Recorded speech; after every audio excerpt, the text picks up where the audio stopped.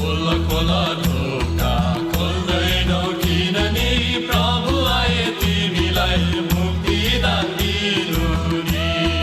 खोल खोल ढोका खोल्दैनौ किन नि प्रभु आए तिमीलाई मुक्तिदान दिनु नि।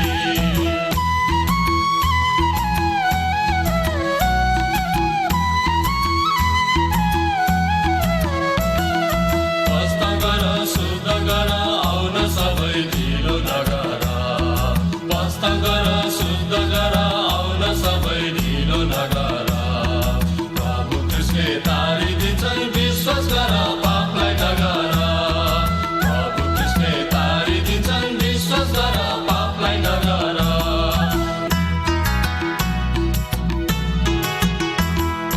बुद्धिमानी म छु ज्ञानी भन्छन् सबै संसार। बुद्धिमानी म छु ज्ञानी भन्छन् सबै संसार। शान्ति दिने मुक्ति दिने भन्छन् प्रभु येशू तारणहार। शान्ति दिने मुक्ति दिने भन्छन् प्रभु येशू तारणहार। मुक्तिदाता आउनुभयो संसारमा ज्योति बनेर। मुक्तिदाता आउनुभयो संसारमा ज्योति बनेर। दाजुभाइ दिदी बहिनी आउन सबै विश्वास गरेर। दाजुभाइ दिदी बहिनी आउन सबै विश्वास गरेर।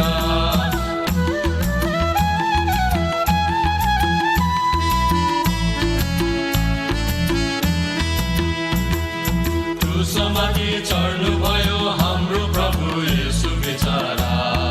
क्रुसमाथि चढ्नुभयो हाम्रो प्रभु येशू बेचारा। स्तुति गर्छु चरणमा पर्छु आउँदैछु म पापी अघोरा। स्तुति गर्छु चरणमा पर्छु आउँदैछु म पापी अघोरा।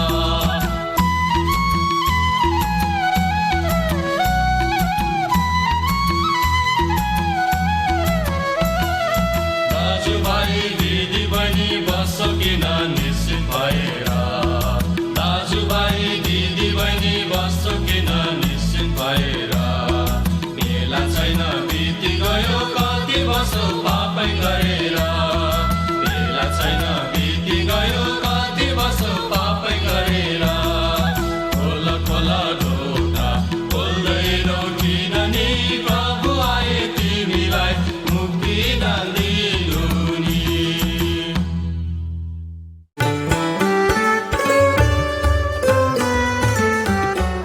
प्रियहरू हो, हामीले धेरै वर्ष अघिदेखि नै पापको बारेमा सुन्दै आइरहेका छौँ। हामीहरू मध्ये धेरैले यसबारे कम ध्यान दिएका छौँ, साथै यसलाई हल्का रूपमा लिएका छौँ। तसर्थ पापको खास अर्थ के हो भन्ने कुरा धेरै जसोलाई थाहा छैन, किनकि पाप भन्ने कुरालाई हामीले विभिन्न दृष्टिले हेर्दछौँ साथै मानि आएका छौँ। उदाहरणको निम्ति हामीहरू यी कुराहरूलाई हेर्न सक्दछौँ।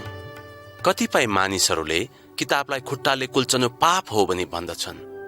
हामीले पढ्ने साधारण किताब हुन् वा धार्मिक ग्रन्थहरू हुन्, तिनीहरूलाई राम्रोसँग राख्नु हाम्रो कर्तव्य हो। तर अचानक ती किताबहरूमा हाम्रो खुट्टा पर्न गएमा वा खुट्टाले कुल्चन पुगेमा पाप भयो भनी भन्नु, त्यसलाई ढोग्नु त गलत कुरा हो। यसरी नै राम्ररी फुली नसकेको फूल टिप्नु वा भाँच्नु पाप हो भनी कतिजनाले भन्दछन्। बाटोमा हिँड्दा कतिजनाले किरा फट्याङ्ग्राहरू कुल्चदा पाप भयो भनी भन्दछन्।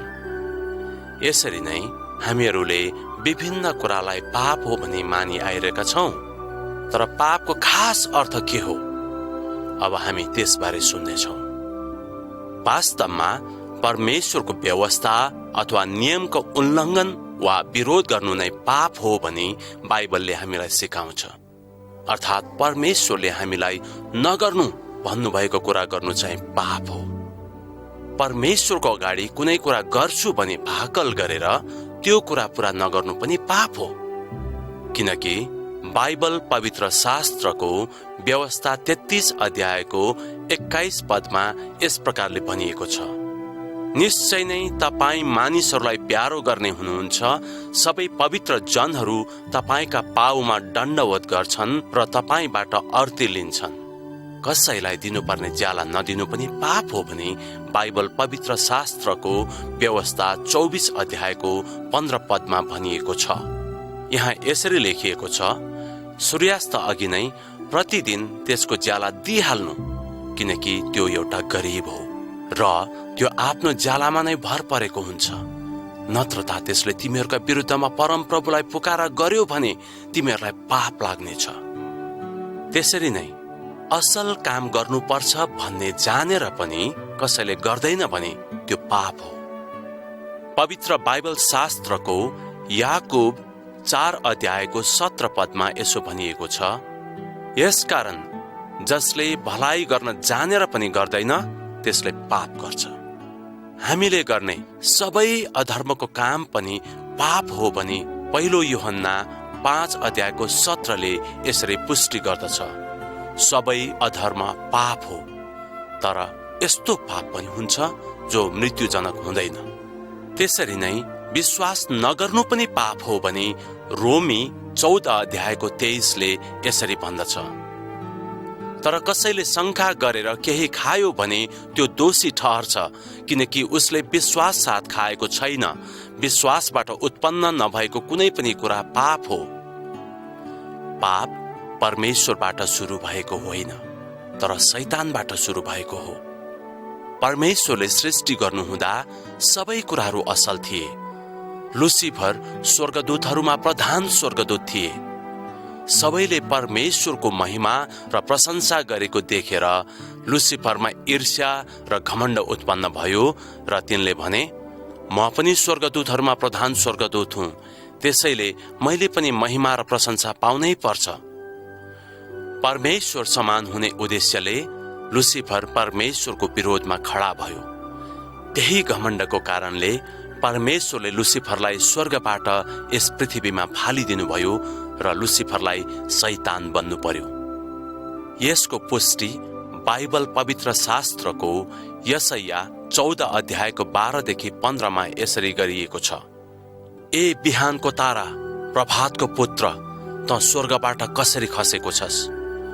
उहिले जाति जातिहरूलाई होच्याउने त कसरी भुइँमा तल खसालिस? तैले आफ्नो हृदयमा भनिस्, म स्वर्गमा उक्लने छु, परमेश्वरका ताराहरू भन्दा माथि म मेरो सिंहासनलाई उच्च पार्नेछु। पवित्र पर्वतको सबैभन्दा उच्च टाकुरामा सभासदको पर्वतमा म विराजमान हुनेछु। म बादलको टुप्पा भन्दा माथि उक्लनेछु र आफूलाई सर्वोच्च परमेश्वर जतिकै बनाउनेछु। तर त चिहानसम्म खाडलको तल्लो गहिराईसम्मै होच्याइस। साथै मानिसहरूद्वारा पनि पाप यस संसारमा आयो, किनकि जब परमेश्वरले मानिसलाई सृष्टि गर्नुभयो तब उसलाई अदन भन्ने ठाउँको एउटा अति राम्रो ठाउँमा राख्नुभयो। त्यस बगैँचामा हेर्नमा राम्रो र खानामा असल फल भएको हरेक किसिमका रुखहरू थिए। बगैँचाको बीचमा जीवनको रुख औ असल र खराबको ज्ञान दिने रुख पनि थियो। त्यसपछि परमेश्वरले मानिसलाई यस प्रकार आज्ञा दिनुभयो, बगैँचाको सबै रुखका फल तैँले संकोच नमानी खाए हुन्छ, तर असल र खराबको ज्ञान दिने रुखको फल चाहिँ नखानु, किनकि जुन दिन तैँले त्यो खानेछस् त्यसै दिन त मर्नेछस्।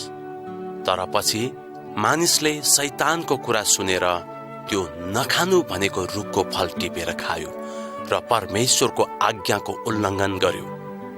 यसरी मानिसका कारणले पापको जन्म भयो। एक मात्र साँचो र जिउँदो परमेश्वरलाई पुज्न छाडेर अरू चीजहरूलाई परमेश्वरको स्थान दिनु मूर्ति पूजा हो, चाहे शारीरिक रूपमा होस् वा मानसिक रूपमा होस्।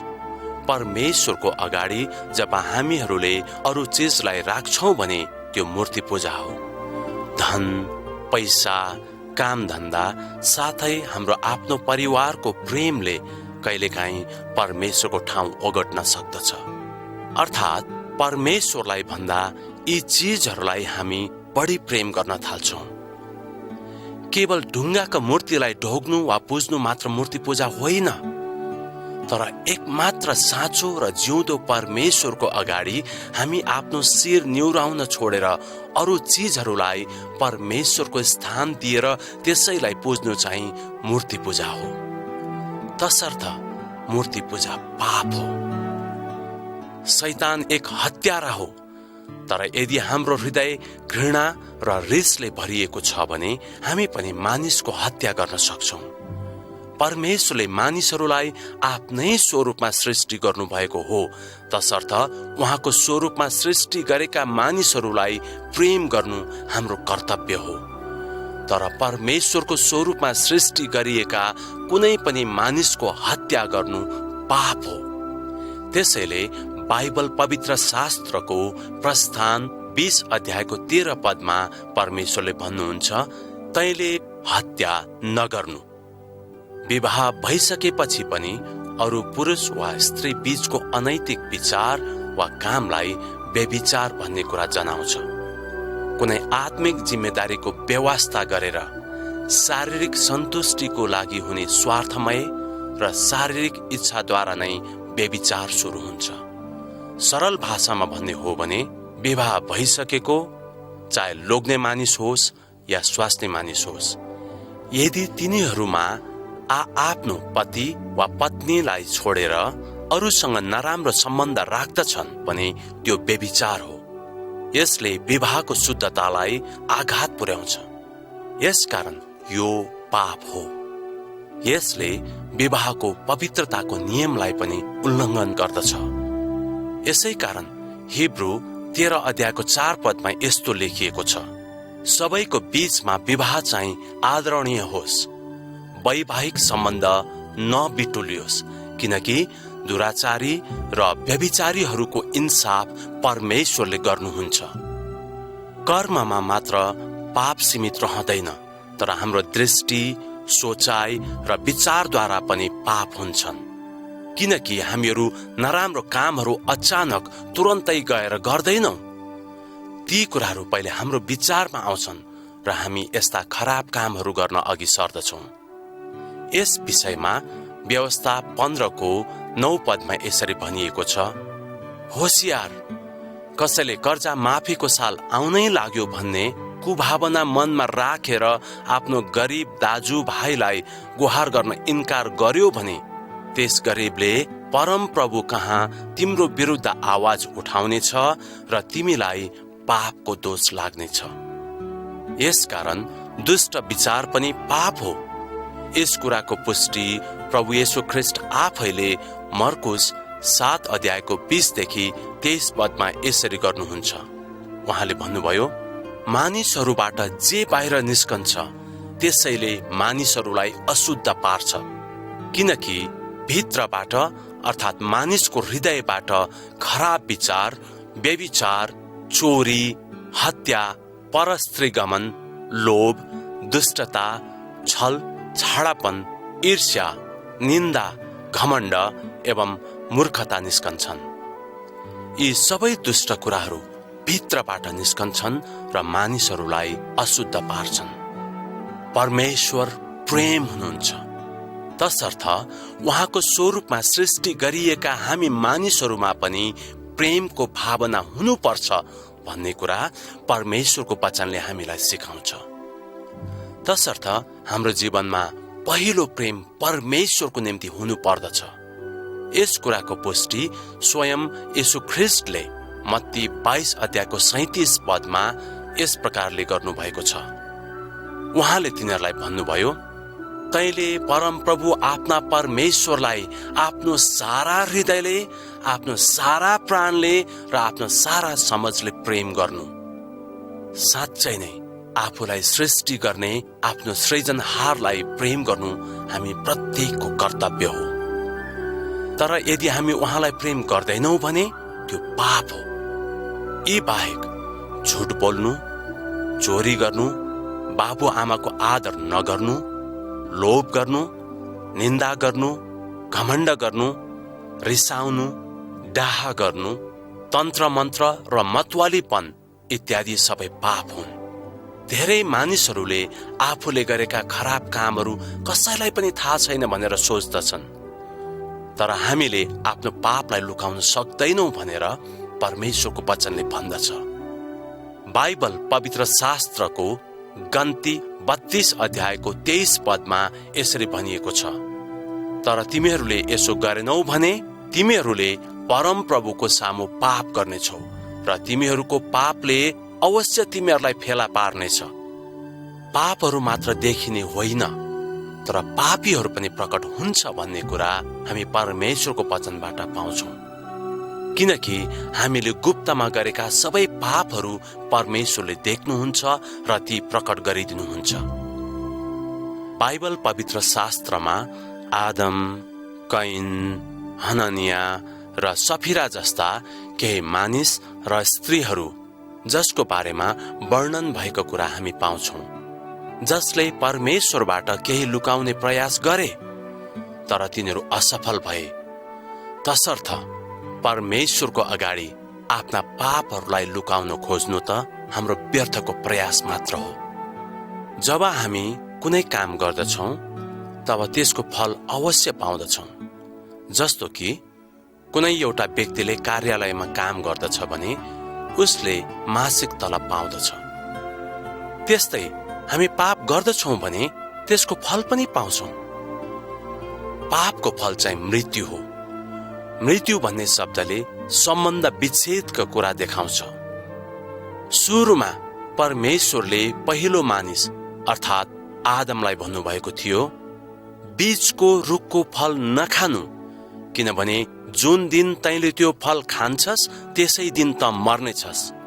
त्यसैले जुन दिन मानिसले त्यो फल खायो तब परमेश्वरसँग उसको नाता तोडियो। परमेश्वरको नजिक आउन पनि मानिसलाई डर लाग्यो। यसले हाम्रो शारीरिक मृत्यु मात्र होइन, तर आत्मिकी रूपमा परमेश्वरसँग हाम्रो सम्बन्ध तोडिएको देखाउँछ। किनकि हामीहरू पापैमा मर्यौं भने हाम्रो आत्मा सधैँको लागि परमेश्वरबाट अलग हुनेछ। यसैले रोमी 6 अध्यायको 23 पदले भन्दछ, किनकि पापको ज्याला मृत्यु हो, तर परमेश्वरको सिद्धैको वरदान ख्रीष्ट येशू हाम्रा प्रभुमा अनन्त जीवन हो।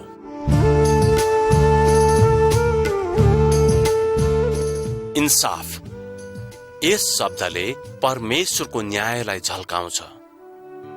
जसरी संसारमा पनि हाम्रो निसाफ गर्नलाई न्यायाधीशहरू हुन्छन्, त्यसरी नै परमेश्वरले हाम्रो पापको इन्साफ गर्नुहुन्छ। मानिसको न्याय तलमाथि हुन सक्छ, तर उहाँको न्याय एकदम ठिक हुन्छ। उहाँ त सारा पृथ्वीकै न्यायकर्ता हुनुहुन्छ। त्यसैले रोमी 2:3 भन्दछ, ए मानिस, तिमीले यस्ता काम गर्नेहरूलाई दोष लगाउँछौ र आफै पनि त्यही काम गर्छौ भने के परमेश्वरको इन्साफबाट उम्कन्छु भने तिमीले ठान्छौ? त्यसरी नै उत्पत्ति 18 अध्यायको 25 पदले भन्दछ, दुष्टका साथमा धर्मीहरूलाई मार्ने काम तपाईबाट कहिले नहोस्। धर्मीको दशा पनि दुष्टको जस्तै हुनु त तपाईबाट परै रहोस्। सारा पृथ्वीका न्यायकर्ताले उचित न्याय गर्नुहुन्न र? प्रभु येशू ख्रीष्टले पनि भन्नुभयो, मलाई इन्कार गर्ने र मेरो वचन ग्रहण नगर्नेको पनि इन्साफ हुनेछ।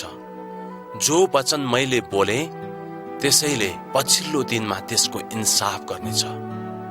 त्यस विषयमा यूहन्ना 12 अध्यायको 48 पदमा यसरी लेखिएको छ, मलाई इन्कार गर्ने र मेरो वचन ग्रहण नगर्नेको लागि एउटा न्यायाधीश छन्।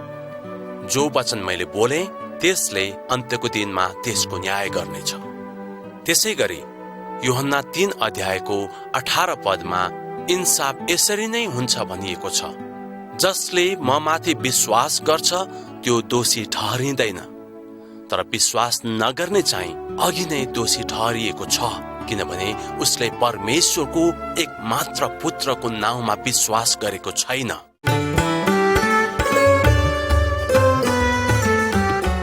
दण्ड, कसैले गलत काम गर्यो भने वा नियमको विरुद्धमा काम गर्यो भने त्यसले अवश्य दण्ड पाउँछ भन्ने कुरा सबैलाई थाहा छ।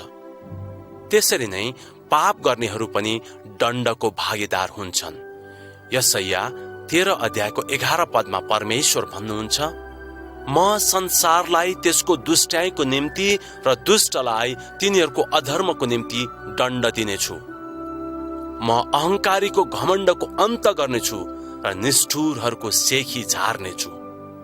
त्यसरी नै आमोसको पुस्तक 3 अध्यायको 2 पदमा पनि यस्तो लेखिएको छ, पृथ्वीका सबै परिवारहरू मध्ये मैले केवल तिमीहरूलाई मात्र चुनेको छु। यसकारण तिमीहरूका सबै अधर्मको लागि म तिमीहरूलाई दण्ड दिनेछु। पाप गरेपछि दण्ड अवश्य नै पाइन्छ भनेर परमेश्वरको वचनले हामीलाई भन्दछ। यसैले पाप गर्नेहरूको बारेमा मत्ती 25 अध्यायको 46 पदले यसरी भन्दछ, तब यिनीहरू अनन्त दण्डको भागी हुनेछन्, तर धर्मी जनहरू अनन्त जीवनमा प्रवेश गर्नेछन्।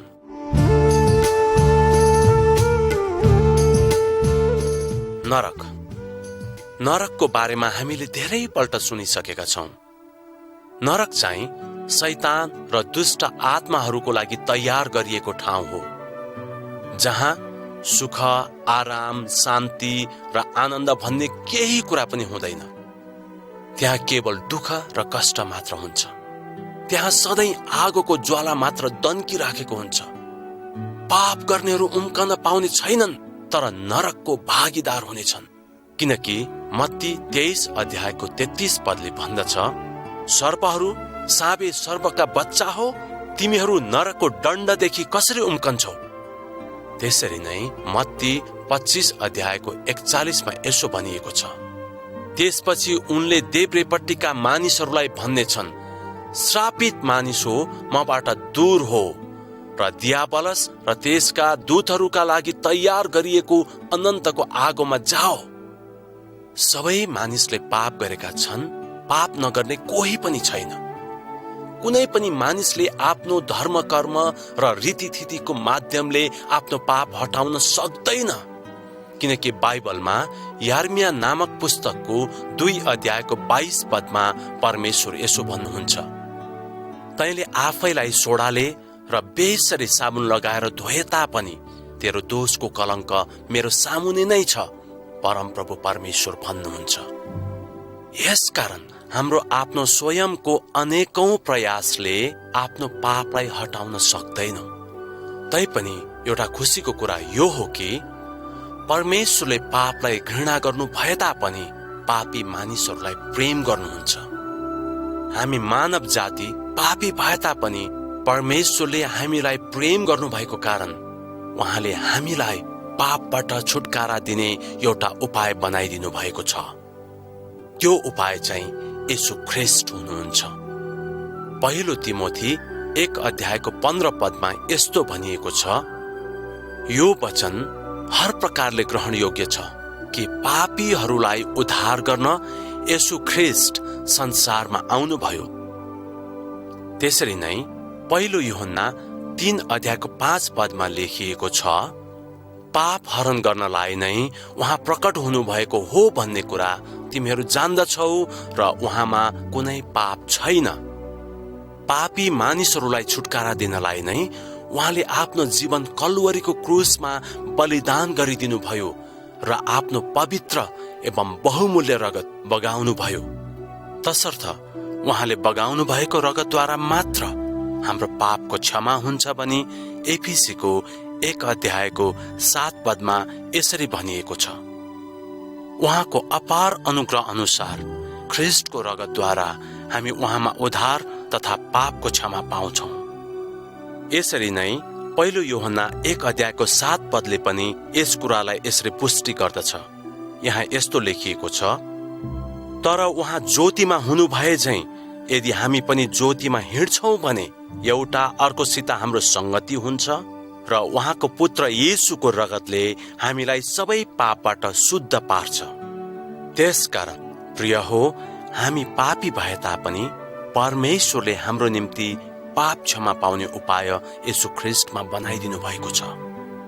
यसको लागि हामी सबैले आफूले गरेका पापहरू उहाँको अगाडि स्वीकार गर्नुपर्दछ।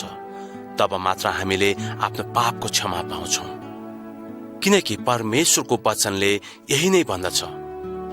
हितोपदेश 28 अध्यायको 13 पदमा यसरी भनिएको छ, आफ्ना पापहरू लुकाउनेको उन्नति हुँदैन, तर जसले ती स्वीकार गर्छ र त्याग्छ त्यसले कृपा पाउँछ।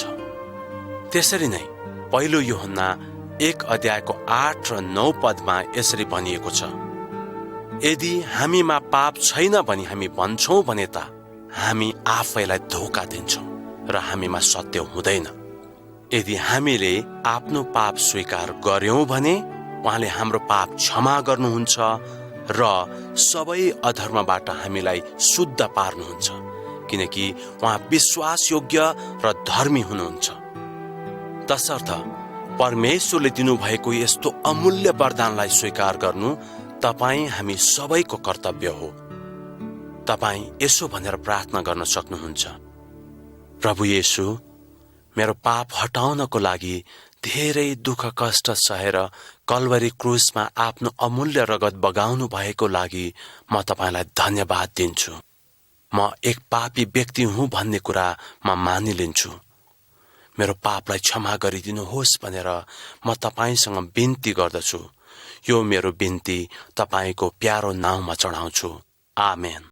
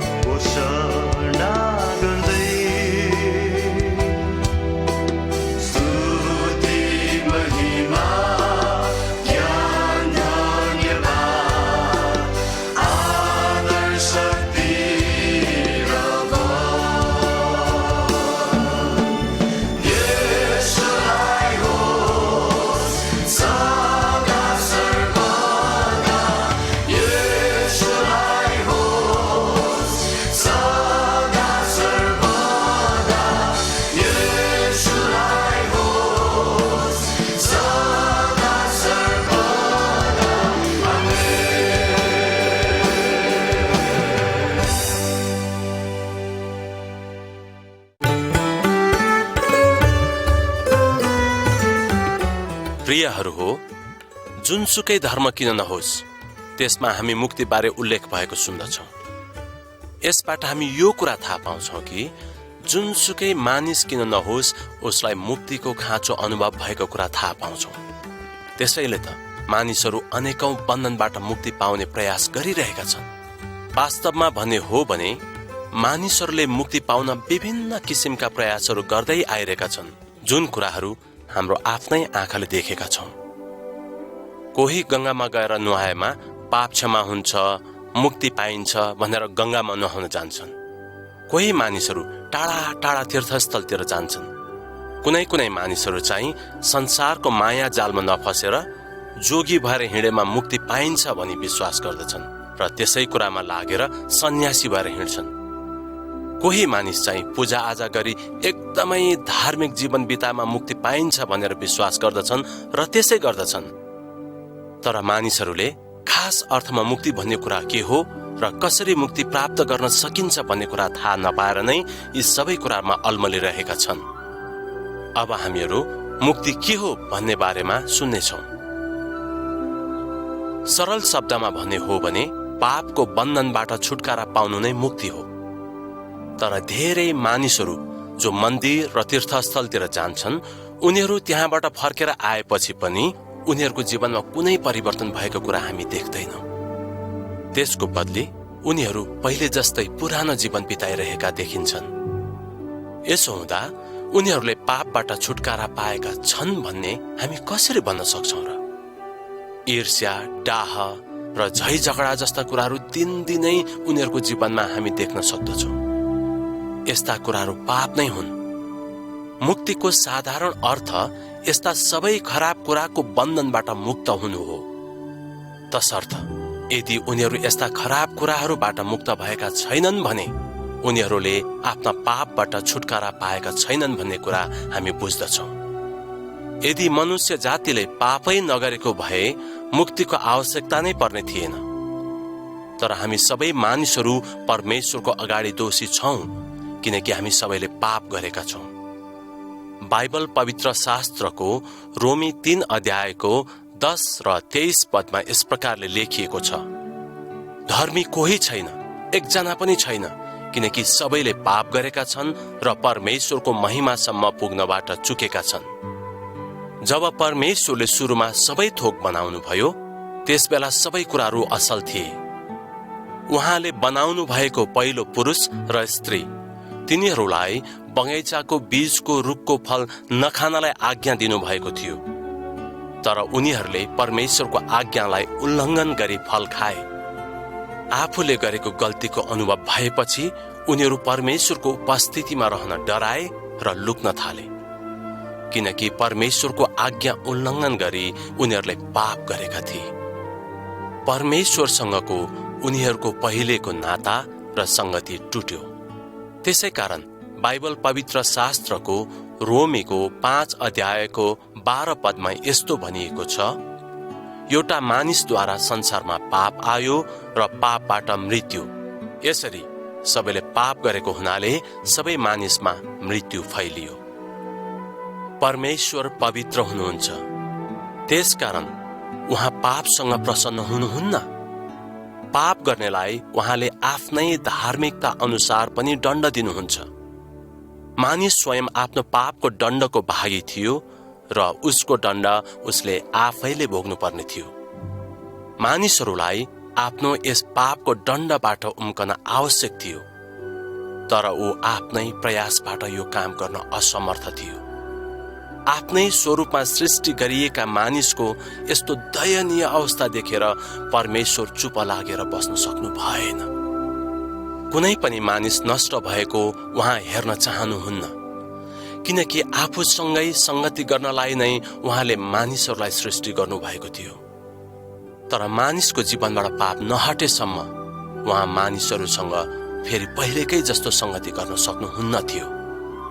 मानिसहरू पापबाट मुक्त हुनै पर्छ भन्ने आवश्यकतालाई उहाँले देख्नुभयो, तर पवित्र परमेश्वर र पापी मानिसको बीचमा संगति सजिलै हुन सक्दैन थियो, किनकि उनीहरूको बीचमा पाप एउटा बाधाको कारण बन्न गएको थियो। यसैले यशायाह भविष्यवक्ताले यो कुराको पुष्टि बाइबल पवित्र शास्त्रको यशायाह 59 अध्यायको 2 पदमा यस प्रकारले गरेका छन्, तर तिमीहरूका अधर्मले तिमीहरूलाई आफ्नो परमेश्वरबाट अलग गरेका छन् र तिमीहरूका पापले गर्दा उहाँको मुहार तिमीहरूबाट छेकिएको छ र उहाँले तिमीहरूको कुरा सुन्नुहुने छैन। हाम्रा यस पापको दण्ड कसैले भोगिदिएर हामीलाई हाम्रो पापबाट छुटकारा दिलाउन एकदमै आवश्यक थियो, किनकि यस पापको दण्ड हामी जस्तो पापी मानिसहरूद्वारा होइन, तर एकजना निष्कलङ्क मानिसद्वारा तिरिनु पर्दथ्यो। यसै कारण प्रत्येक मानिसलाई मुक्तिको आवश्यकता भएको कुरा हामी देख्दछौँ। जब मानिसले परमेश्वरको आज्ञा उल्लङ्घन गरी पाप गर्यो, तब मानिस र परमेश्वरको बीचमा पहिलेको जस्तो संगति हुन सकेन।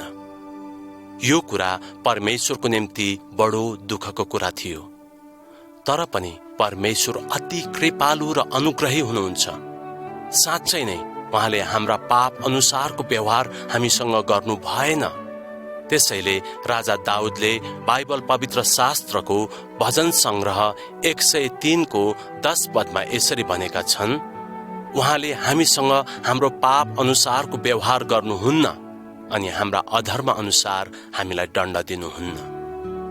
यसरी नै बाइबल पवित्र शास्त्रको विलाप 3 अध्यायको 22 र 23 पदमा यसरी भनिएको छ, परमेश्वरको महान प्रेमले गर्दा हामी भस्म भएका छैनौं। उहाँको कृपाको अन्त कहिले हुँदैन। हरेक बिहान उहाँको कृपा नयाँ हुन्छ।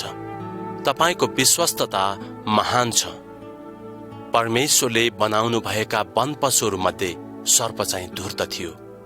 शैतानले सर्पको रूपले सृष्टिको पहिलो स्त्री हब्बालाई परमेश्वरको आज्ञा उल्लङ्घन गर्न लगायो। यसकारण मानिसहरूलाई पापमा फसाउने सर्पलाई हप्काउँदै हाम्रो उद्धारको निम्ति परमेश्वरले एउटा मुक्तिदाताको प्रतिज्ञा गर्दै यसो भन्नुभएको थियो, तेरो र स्त्रीको बीचमा र तेरो सन्तान र स्त्रीको सन्तानको बीचमा म दुश्मनी हालिदिनेछु। त्यसले तेरो शिर कुल्चनेछ र तैँले त्यसको कुर्कुचो डस्नेछस्। उत्पत्ति 3 अध्यायको 15 पद। परमेश्वरले उक्त आफ्नो योजना यशाया भविष्य वक्ताबाट यस प्रकार जनाउनु भएको थियो, उहाँले तिमीहरूका निम्ति एउटा मुक्तिदाता र एउटा रक्षक पठाउनु हुनेछ र उहाँले तिमीहरूलाई छुटाउनु हुनेछ। यशाया 19 अध्यायको 20 पद। त्यसरी नै यस मुक्तिको बारेमा बाइबल पवित्र शास्त्रको यशाया 7 अध्यायको 14 पदमा यस प्रकारले भविष्यवाणी गरिएको थियो, त्यसै कारण परम प्रभु आफैले तिमीहरूलाई एउटा चिन्ह दिनुहुनेछ। हेर, कन्या गर्भवती हुनेछ र त्यसले एउटा छोरो जन्माउनेछ र उनको नाउँ इमानुएल राखिनेछ। त्यसरी नै उहाँको बारेमा यशाया 53 अध्यायको 4 देखि 6 पदमा यस प्रकारले भविष्यवाणी गरिएको थियो, निश्चय नै उनले हाम्रो निर्बलताहरू बोक्यो र हाम्रा दुःख भोग्यो, तापनि हामीले उसलाई परमेश्वरबाट हिर्काइएको, उहाँबाट पिटिएको र दुःखमा परेको सम्झ्यौं। तर ऊ त हाम्रा अपराधहरूका निम्ति छेडियो, हाम्रा अपराधका निम्ति ऊ पेलियो। हामीलाई शान्तिमा ल्याउनको लागि दण्ड उसमाथि पर्यो र उसले पाएको कोर्राको चोटले हामी निको भयौं। हामी सबै भेडा चाहिँ बरालिएका छौं, हामी हरेक आफ्नै बाटोतिर लागेका छौं र परमेश्वरले उसमाथि हामी सबैको अधर्म हालिदिनु भएको छ। अनि परम प्रभुले उहाँको बारेमा यशाया 53 अध्यायको 12 पदमा यस प्रकारले भन्नुभएको छ, यसै कारण महानहरूसँग उसलाई पनि म एक भाग दिनेछु र उसले लुटको माल सामर्थ्यहरूसित बाँड्नेछ, किनकि उसले आफ्नो जीवनमा मृत्यु खन्यायो र ऊ अपराधीहरूको गन्तीमा गनियो, किनकि उसले धेरैको पाप बोक्यो र उसले अपराधीहरूका निम्ति मध्यस्थता गर्यो।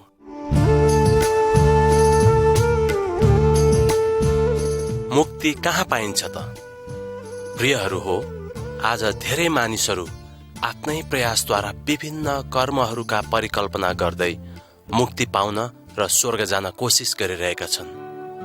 मानिसका आफ्नै विचारहरूद्वारा धर्महरूका आविष्कार भएका हुन्, तर अहिलेसम्म कुनै मानिसले आफ्नै आँखाले स्वर्ग देखेको छैन। तपाईँ आफै सोच्नुहोस् त, जुन मानिसले स्वर्ग कहाँ छ भनेर देखेकै छैन भने उसले कसरी आफ्नो विचार अनुसार धर्मको आड लिएर स्वर्गसम्मको बाटो बनाउन सक्ला? तर प्रियहरू हो, परमेश्वर स्वर्गमा विराजमान हुनुहुन्छ। यसै कारण हामी कुन बाटोबाट गयो भने स्वर्ग पुगिन्छ भन्ने कुरा उहाँलाई मात्रै थाहा छ। आफ्नै प्रयासहरूद्वारा हामीले मुक्ति पाउन सक्दैनौं भन्ने हाम्रो कमजोरी अवस्था देखेर नै परमेश्वरले हाम्रो निम्ति एउटा बाटो तयार गरिदिनु भयो।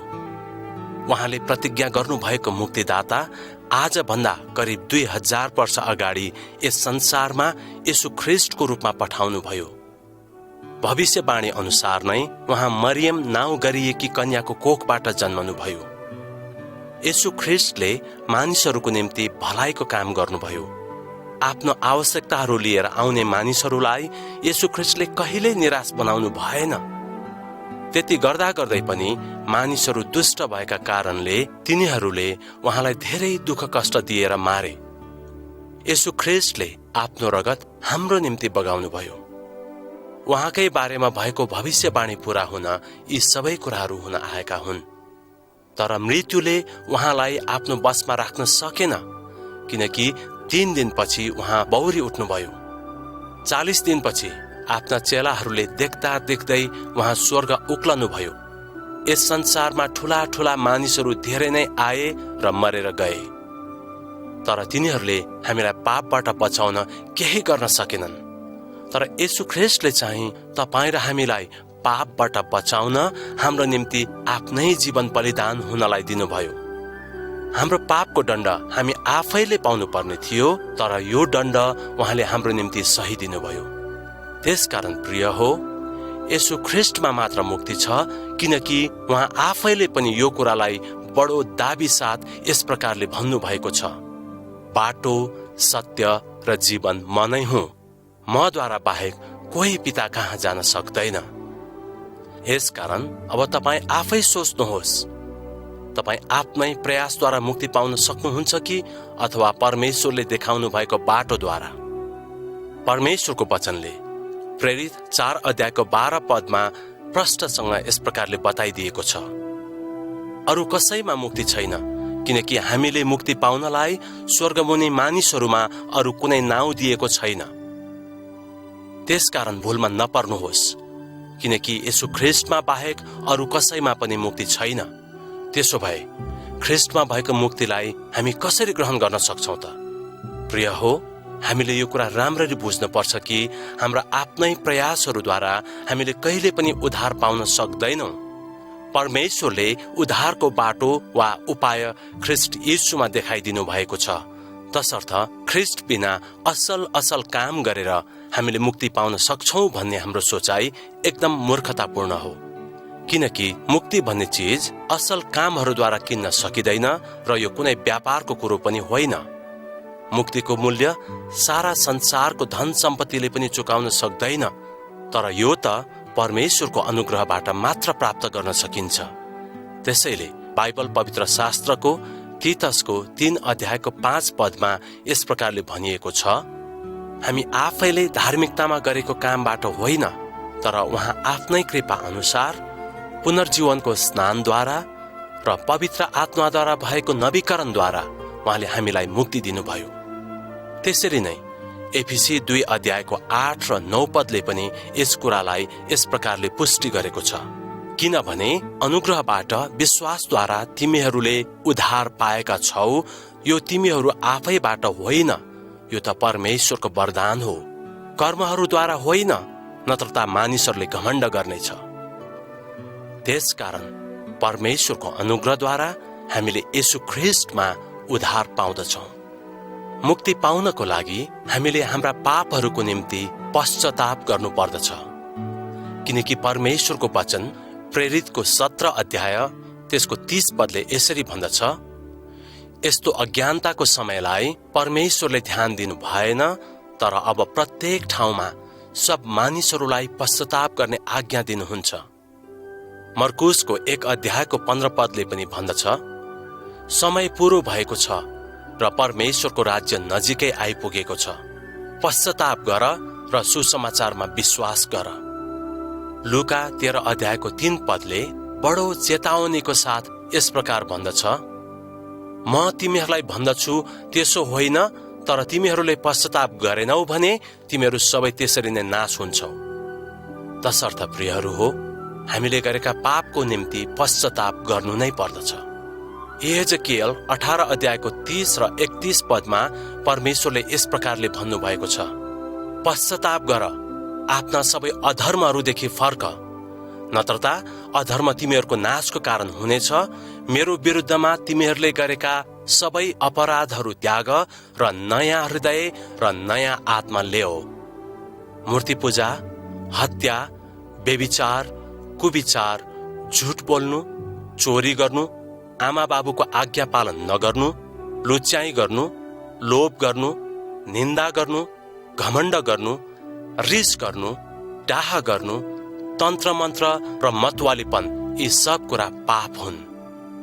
साँच्ची नै यदि हामीले आफूप्रति इमानदार भई आफ्नो पापलाई स्वीकार गरी पश्चाताप गर्यौं भने पहिलो यूहन्ना 1 अध्यायको 9 पद अनुसार हाम्रो पाप क्षमा गर्न र हामीलाई सबै अधर्मबाट शुद्ध पार्न उहाँ विश्वासयोग्य र धर्मी हुनुहुन्छ। अन्त्यमा तेस्रो कुरा यो हो कि विश्वासद्वारा नै हाम्रो उद्धार हुन्छ। हामीले जुनसुकै कुरामा विश्वास गरे पनि उद्धार पाइन्छ भन्ने कुरा होइन, तर हाम्रो विश्वास चाहिँ परमेश्वरले भन्नुभएको वचनमा आधारित हुनु पर्दछ। हामी परमेश्वरमा यसकारण विश्वास गर्दछौँ कि उहाँ सत्य हुनुहुन्छ र उहाँ कहिले पनि झुटो बोल्न सक्नुहुन्न। बाइबल पवित्र शास्त्र यूहन्ना 3 अध्यायको 16 पदमा यस्तो लेखिएको छ, किनभने परमेश्वरले संसारलाई यस्तो प्रेम गर्नुभयो कि उहाँले आफ्नो एकमात्र पुत्रलाई दिनुभयो, ताकि उहाँमाथि विश्वास गर्ने कोही पनि नाश नहोस्, तर त्यसले अनन्त जीवन पाओस्। यो कुरा परमेश्वरको पुस्तक बाइबलमा लेखिएको छ। यसकारण उहाँको वचन अनुसार यदि हामीले उहाँको पुत्रमा विश्वास गरेनौं भने हामी अवश्य नै आफ्नै पापमा मर्नेछौँ, साथै हाम्रो उद्धार कहिले पनि हुने छैन। त्यसकारण येशू ख्रीष्ट नै हाम्रो उद्धारकर्ता र मुक्तिदाता हुनुहुन्छ भन्ने कुरालाई हामीले विश्वास गर्नु पर्दछ। यूहन्नाको 3 अध्यायको 18 पदमा पढ्यौं भने त्यहाँ यस्तो लेखिएको भेट्टाउने छौं, जसले उहाँमाथि विश्वास गर्दछ त्यो दोषी ठहरिँदैन, तर विश्वास नगर्ने चाहिँ अघि नै दोषी ठहरिएको छ, किनभने उसले परमेश्वरको एकमात्र पुत्रको नाउँमा विश्वास गरेको छैन। साँच्चै नै प्रियहरू हो, परमेश्वरको पुत्र येशू ख्रीष्टमा विश्वास नगर्नु ठूलो पाप हो, अनि त्यस्तो पापमा मर्नेहरूको लागि कहिले पनि मुक्ति छैन। भनाइको तात्पर्य यो हो कि माथि भनिएका कुराहरूलाई विश्वास गरेमा ख्रीष्ट यीशुमा भएको मुक्तिलाई हामी प्राप्त गर्न सक्छौं, किनकि उहाँ नै साँचो मुक्तिदाता हुनुहुन्छ। प्रियहरू हो, आज धेरै धेरै मानिसहरू मुक्तिको खोजीमा तीर्थस्थलहरू र धार्मिक स्थलहरू धाइरहेका छन्। कोही जोगी बनेर सन्यासी भएर हिँडिरहेका छन् भने कोही घरैमा दिनरात पूजा पाठ गरेर बसिरहेका छन्। असल कामहरू गरेर मात्रै मुक्ति पाइन्छ भन्ने उनीहरूको धारणा छ, तर संसारमा धर्मी कोही छैन, किनकि सबैले पाप गरेका छन्। तसर्थ एक पापी मानिसले असल काम गरेर मुक्ति पाउन सक्छ र? यो कुरा हुनै सक्दैन, किनकि असल भए मात्र असल काम गर्न सकिन्छ र धर्मी भए मात्र धार्मिक काम गर्न सकिन्छ। तसर्थ ती मानिसहरूले त्यतिका प्रयास गरे तापनि उनीहरूको जीवनमा मुक्तिको निश्चयता नपाएको देख्दछौँ। मुक्तिको निश्चयता नभएसम्म म मरेपछि कहाँ जान्छु भन्ने कुरा उनीहरूलाई थाहै हुँदैन। त्यसकारण मुक्तिको निश्चयता हुन अति आवश्यक छ। पापबाट क्षमा पाएको र अचानक मरिहाले पनि पक्कै स्वर्ग जानेछु भन्ने अटुट विश्वास भएको नै मुक्तिको निश्चयता हो। मुक्ति पाउनु अनन्त जीवन पाउनु हो। यो चाहिँ परमेश्वरबाट पाइने जीवन हो र यो ईश्वरीय जीवन हो। मुक्ति परमेश्वरको वरदान हो।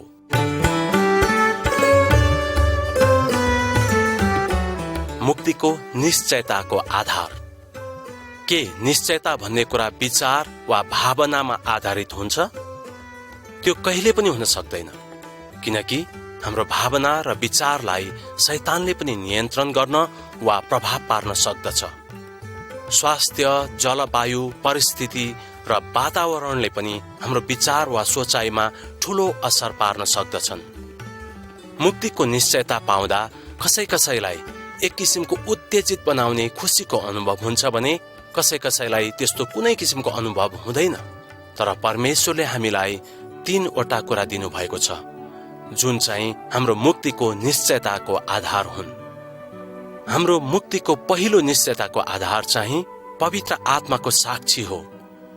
जीवन परिवर्तन हुनुभन्दा अघि पवित्र आत्माले हामीलाई पाप र धार्मिकता र आउने न्यायको दिनको बारेमा अवश्य पनि केही न केही बताइरहनु भएको हुन्छ। जब पापदेखि पश्चाताप गरी हामीले ख्रीष्टलाई मुक्तिदाता भनेर ग्रहण वा स्वीकार गर्दछौं, तब हामीहरू परमेश्वरका सन्तान कहलाइन्छौं। हामी परमेश्वरका सन्तान हौं भन्ने कुरा पवित्र आत्मा स्वयंले हाम्रो आत्मासँग गवाही दिनुहुन्छ। यस कुराको पुष्टि बाइबल पवित्र शास्त्रको रोमी 8 अध्यायको 16 पदले यस प्रकारले गरेको छ, त्यो चाहिँ हामी परमेश्वरका सन्तान हौ भनी पवित्र आत्माले हाम्रो आत्मासँग गवाही दिनु भएको हो। हाम्रो मुक्तिको अर्को निश्चयता परमेश्वरको वचन हो। प्राय जसो परमेश्वरको लिखित वचनद्वारा पवित्र आत्माले यसबारे साक्षी दिनुहुन्छ।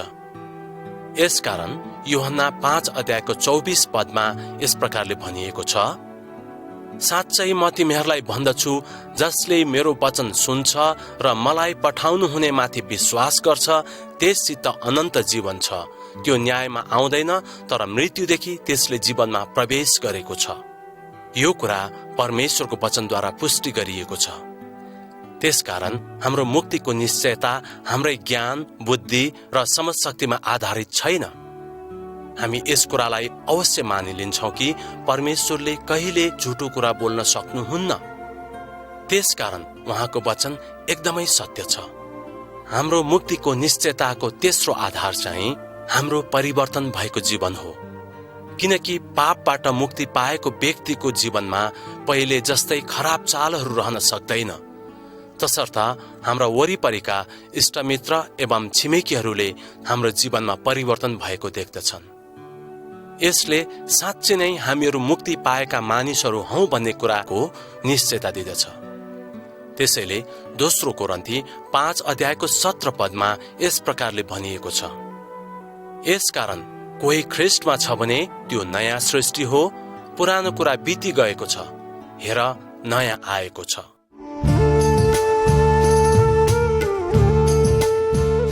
व्यक्तिगत जीवनमा प्रमाण। साँच्चै नै यदि कुनै मानिस बचाइएको छ वा उसले मुक्ति पाएको छ भने बाइबल पवित्र शास्त्रको 1 यूहन्नाको पुस्तकमा बताए अनुसार उक्त व्यक्तिको जीवनमा मुक्ति पाएका प्रमाणहरू हुन अति आवश्यक छ। यसका केही प्रमाणहरू यिनै हुन्। पहिलो, आज्ञाकारिता। पहिलो यूहन्नामा 2:3-6 पदमा यस प्रकारले भनिएको छ, यदि हामीले उहाँका आज्ञाहरू पालन गर्यौं भने यसैबाट हामी थाहा पाउन सक्छौं कि हामी उहाँलाई चिन्दछौं। जसले म उहाँलाई चिन्छु भन्छ तर उहाँका आज्ञाहरू उल्लङ्घन गर्छ भने त्यो झुटो हो र त्यसमा सत्य छैन। तर जसले उहाँको वचन पालन गर्छ त्यसमा परमेश्वर प्रतिको प्रेम साँच्चै नै सिद्ध भएको हुन्छ। हामी उहाँमा छौं भन्ने कुरामा यसैबाट निश्चित हुन्छ। उहाँमा रहन्छु भन्ने व्यक्ति आफै पनि उहाँको चाल अनुसार चल्नुपर्छ। तसर्थ मुक्तिको निश्चयता पाएको एउटा व्यक्तिले सधैँ नै परमेश्वरको आज्ञा पालन गर्दछ। दोस्रो, परमेश्वरसँगको सम्बन्ध। पहिलो यूहन्ना 2:15-17 पदमा यसरी भनिएको छ, संसारलाई वा संसारमा भएका कुनै पनि थोकलाई प्रेम नगर। यदि कुनै पनि थोकलाई प्रेम गर्दछ भने पिताको प्रेम त्यसमा हुँदैन। किनकि संसारमा भएका सबै थोक अर्थात् शरीरको अभिलाषा, आँखाको अभिलाषा, जीवनको सेखी पिताबाट आएका होइनन् तर संसारबाट आएका हुन्। संसार बिति जान्छ र त्यसको अभिलाषा पनि बिति जान्छ, तर परमेश्वरको इच्छा पूरा गर्ने चाहिँ सधैँको निम्ति रहन्छ। मुक्तिको निश्चयता पाएको एउटा व्यक्ति संसारको जस्तो चालमा हिँड्दैन। संसार र उसको चालमा अवश्य नै भिन्नता हुन्छ। यसै कारण पहिलो यूहन्ना 5:4 पदमा भनिएको छ, किनकि परमेश्वरबाट जन्मेको हरेकले संसारमाथि विजय प्राप्त गर्छ र संसारलाई जित्ने विजय हाम्रो विश्वास हो। तेस्रो, भाइहरूप्रति प्रेम। पहिलो यूहन्ना 4:20 र 21 पदले भन्दछ, यदि कसैले म परमेश्वरलाई प्रेम गर्छु भन्छ तर आफ्नो भाइलाई घृणा गर्छ भने त्यो झुटो हो। किनकि आफूले देखेको आफ्नो भाइलाई नै प्रेम नगर्नेले नदेखेको परमेश्वरलाई प्रेम गर्न सक्दैन। हामीले उहाँबाट यो आज्ञा पाएका छौं कि जसले परमेश्वरलाई प्रेम गर्छ त्यसले आफ्नो भाइलाई पनि प्रेम गर्नुपर्छ। तसर्थ मुक्ति पाएको एउटा व्यक्तिले अवश्य पनि आफ्नो भाइलाई प्रेम गर्दछ, जुन कुराको पुष्टि पहिलो यूहन्ना 3:14 पदले यस प्रकारले गर्दछ, हामी जान्दछौं कि हामी त मृत्युबाट पार भएर जीवनमा सरिसकेका छौं। किनभने हामी आफ्ना दाजुभाइहरूलाई प्रेम गर्छौं। जसले प्रेम गर्दैन त्यो मृत्युमा रहिरहन्छ। चौथो, पाप नगर्ने बानी। मुक्ति पाएको एउटा व्यक्ति लगातार पाप गरिरहन सक्दैन।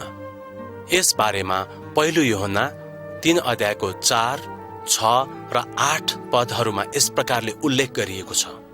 पाप गर्ने हरेकले व्यवस्था भङ्ग गर्दछ। पाप नै व्यवस्था भङ्ग हो।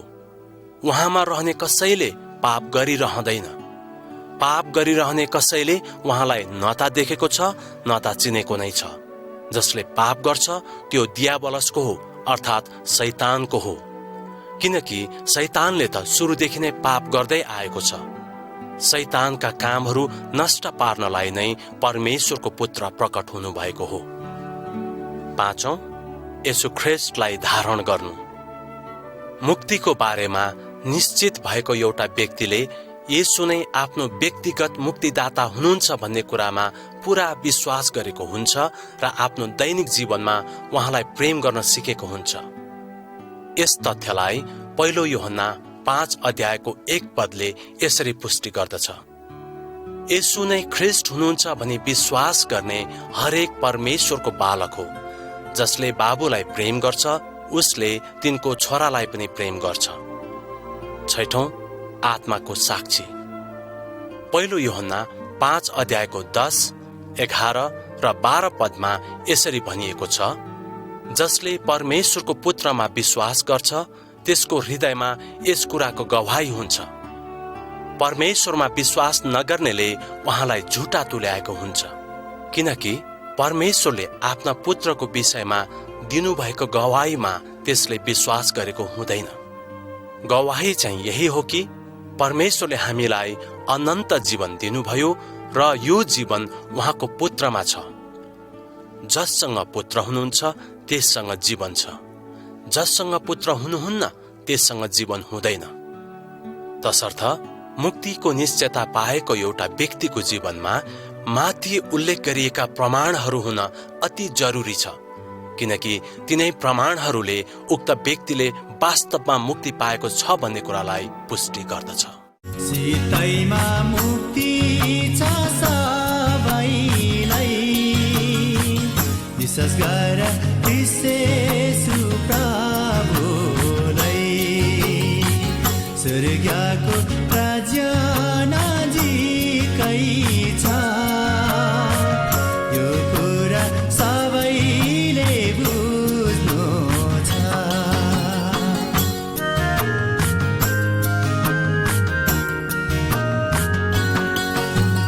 येशू संसारको ज्योति हुन्, अँध्यारोमा बस्नेलाई ज्योति दिन्छन्। येशू जीवनको पानी हुन्, तिर्खाउनेलाई तृप्त गराउँछन्।